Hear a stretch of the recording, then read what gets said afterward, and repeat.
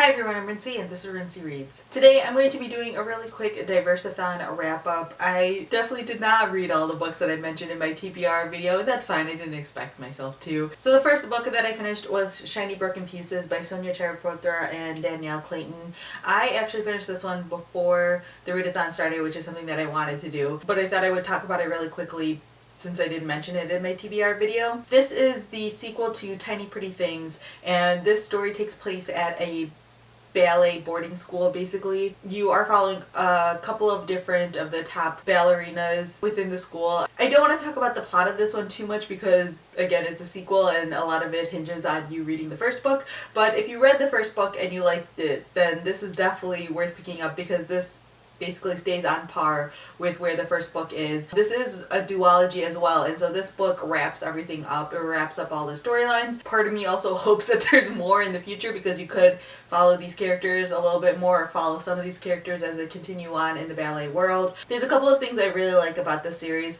First of all, it's a ballet story that features ballerinas of different races, and it's something that's touched upon without being like heavy-handed. Like there is a black ballerina in here, and while it's not like focused on the fact that she's black, it definitely is commented on because it is slightly unusual, and there is certain things about the struggles that she has to deal with specifically because she's black. And there is an Asian American character in here who, well, that one isn't quite as rare to see in the ballet world. Again, it is something that is discussed in the story and it's a part of these characters' lives without being like the story, which is one of my favorite things about this book. There's also a character in here who has like an eating disorder. There are discussions of like diet pills and drugs and different things that these teenagers might feel pressure to do in order to be the best that they possibly can be or to stay at a certain weight. And I really like how it's handled. Like, it isn't discussed flippantly and there are actual consequences to the actions that are taken. I feel like sometimes in certain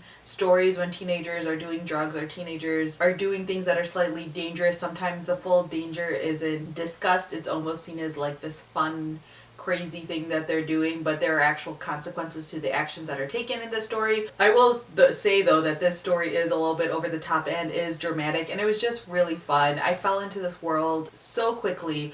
I feel like from the very first chapter it just grabs you right away, and I was just completely addicted to this book. There's no way to read this book slowly. Like, you have to keep going, you have to keep turning the pages, and yeah, it's just such a great series, and I kind of wish that there were going to be more of these. The second book that I read was Rich and Pretty by Rumaan Alam. This book I had a really interesting reading experience with. In this story, you are following these two women, Sarah and Lauren. They have been best friends since about elementary school, and now they're in their like upper mid-20s. And Sarah is engaged to be married, and Lauren is working as an assistant editor or an associate editor at a publishing house. And so it just follows their lives as they have grown up together and grown as best friends, but also their relationship is changing and evolving. And so it's about how you can call someone your best friend, but sometimes your relationship with them doesn't always reflect that label, and so you start to wonder whether or not they actually are your best friend, or are they just your best friend because they've always been there,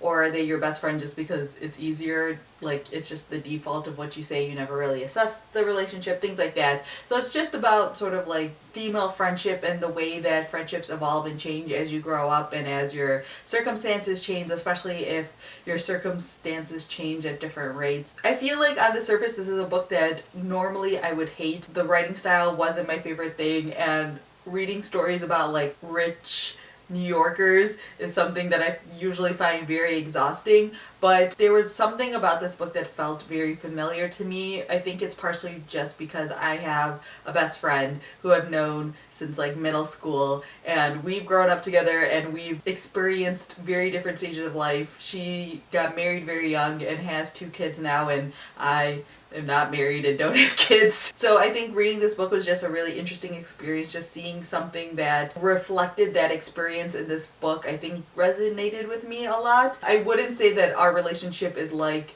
Sarah and Lauren's, because they have a slightly more toxic relationship in this book than I think my friend and I have, but I think there are certain sentiments and feelings that were expressed in this book that just really hit home for me, that made me really enjoy it, and it made me more invested in these characters, that motivated me to want to keep picking this book up and to finish it and just to see how it would all turn out. So I don't know if this book is for everyone. Actually, I know this book isn't for everyone, and it's not a book that I would normally recommend to people, but I think that there is something about the way that friendship is portrayed in here that just, like I said, resonated with me, and it might resonate with you as well if you have a similar experience. But is this like the great book that everyone seems to be saying that it is? I don't think so, but it's not bad. So yeah, those are all the books that I read over this past week. I still have all of the other books checked off in the library. I have plenty of time to read them, so hopefully I will get to them sooner rather than later. I kind of wish I had more time to participate in all the different chats and discussions and everything that happened with the